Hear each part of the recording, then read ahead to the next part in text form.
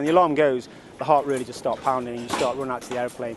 And your main concern is let's get off the ground as quick as we can and help the guys, the troops, the soldiers out on the ground to help them as much as we can.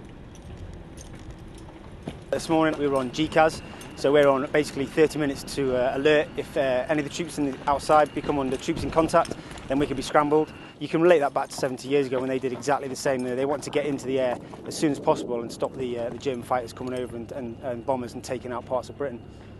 We fly the Tornado. It's a two-man aeroplane. We've got a navigator in the back.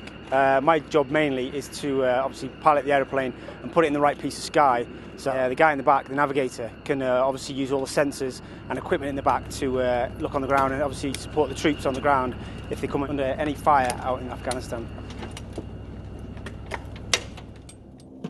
Yeah, well, the Tornado is a two-seat aircraft, so my role as the back-seater is to take as much workload off the pilot to allow him to fly the aircraft to the best of his ability. Therefore, I'll be working all the sensors, the radios, the thermal imaging pod, and talking to the guys on the ground.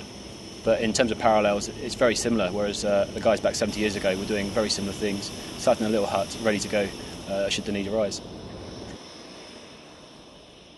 Our primary role is close air support, and that's, as I said, we operate around about anywhere between 10 and 15,000 feet above the guys on the ground, and while they're working, doing what they do, mainly doing the hearts and minds stuff, we're there to sort of provide armed reconnaissance or armed overwatch for what they do. So if they do get into trouble, then they can call us in and we can either do a show of force, or if really needs be, we can go kinetic, which is the last option really.